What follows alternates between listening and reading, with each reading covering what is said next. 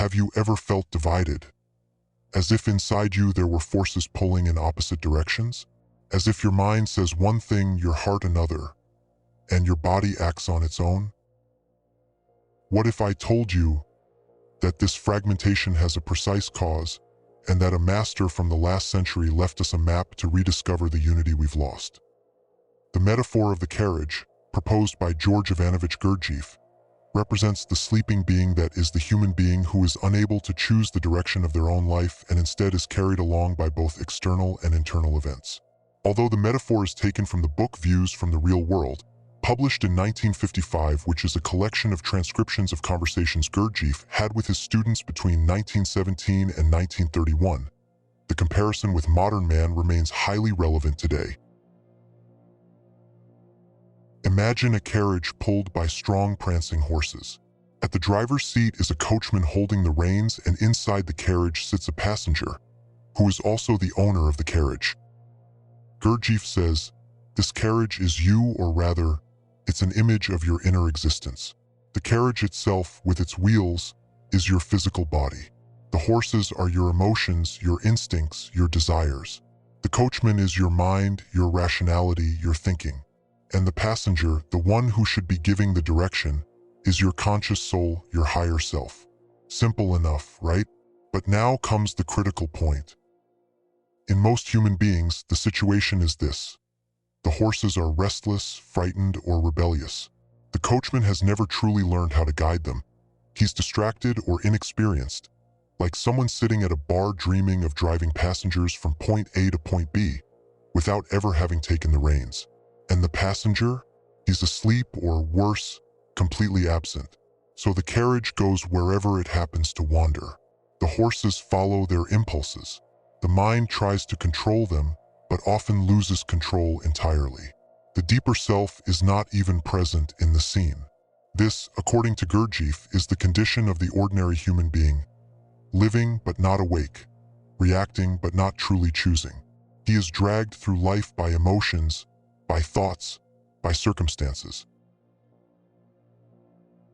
But then, if we are constantly governed by impulses, stimuli, or events that influence our behavior, where is the way out? According to Gurdjieff, the path to escape this mechanical existence is practical self-work, a journey aimed at harmonizing all parts of being. The main problem is that the passenger, the coachman, the horses, and the carriage do not speak the same language. Imagine, for example, the passenger as a noble who uses refined and complex speech. He will struggle to be understood by the coachman, who has always spoken a simple and practical language suited to his needs. Now let's stretch our imagination further. Picture the coachman trying to explain to the horses the route they must take to bring the noble passenger to their destination. Needless to say, the horses, however strong and willing, won't succeed in their task if given instructions in this way. They need the coachman to skillfully pull the reins at the right moment, to tell them when to stop and when to quicken their pace. As for the carriage, it acts purely mechanically. It simply follows the direction given by the horses. If the horses turn right, the carriage turns right. If the horses turn left, the carriage turns left. To achieve balance, one must convince those parts of oneself that have no interest in doing so to engage in inner work. I'm talking about the horses, which represent the emotions, and the carriage itself, symbolizing the body. If you think about it, the horses and the carriage live in the present moment. When they are comfortable, they have no motivation to change. A horse that has plenty of hay and a relatively peaceful place to live will not seek another place. It will simply stay where shelter and food are provided. Ultimately, the horses and the carriage don't think about the future like the mind does. The mind is capable of understanding the benefits that inner work can bring. But here too lies a problem. If one works only with the mind, no real progress is made, because the mind merely theorizes without taking action. To make true progress, the entire system must be brought into harmony. The horses must be well-fed, trained, and educated. It's not about suppressing emotions, but about making them healthy and obedient. The coachman must study, observe, and learn the art of driving. The mind must become clear, present, and disciplined.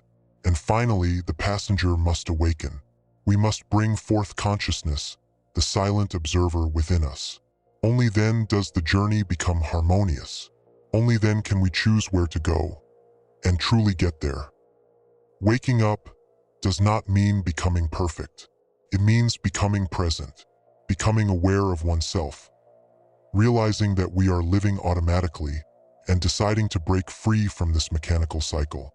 For Gurdjieff, man is a machine subject to a law he calls that of the accident, as long as he does not work on himself.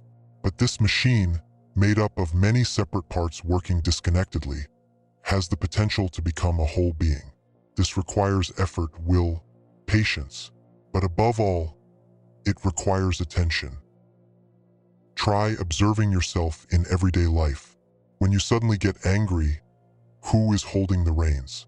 When your body asks for immediate pleasure but your mind knows it's not wise, who makes the decision? When you feel empty, confused, is the passenger awake? An interesting exercise is to stay present, to remember yourself while making a cup of coffee or doing something boring like washing the dishes. It may seem simple at first glance, but if you're not used to it, you won't believe how many times you'll catch your mind wandering, thinking about 1,000 other things, like what to cook for dinner or what to wear the next day. Sometimes you might start washing the dishes, fall asleep while doing it, and wake up hours later, wondering how that could have happened. After all, you had promised yourself, with all your willpower, that you would remain present to yourself for the entire time it took to wash those dishes. What's important in these moments is not to feel guilty or be hard on yourself. We've been machines our whole lives. This is a slow but cumulative process. Every instant of self-remembering adds up, bringing you closer to your goal. Every moment is an opportunity to return to yourself, to take the reins again, to begin, even just for a second, to guide your own carriage. The carriage metaphor is not just a philosophical idea. It's a mirror. It shows us who we are and who we could become. It doesn't matter where we are today. What matters is to begin observing, to start taking care of the body, emotions, and mind, to create space for the authentic self, for the passenger who sleeps within. Begin with small gestures. Breathe, listen, observe. Every moment of daily life is an opportunity to wake up. There's no need to retreat to a mountain and live as a hermit to experience self-remembering. In the end, true freedom is not about going anywhere you want. It's about choosing your direction and guiding your own life with presence, with willpower, with truth. If you enjoyed this video, leave a like, subscribe to the channel, and let me know in the comments, who is driving your carriage most of the time, the horses or the coachman? Thanks for watching. Until next time.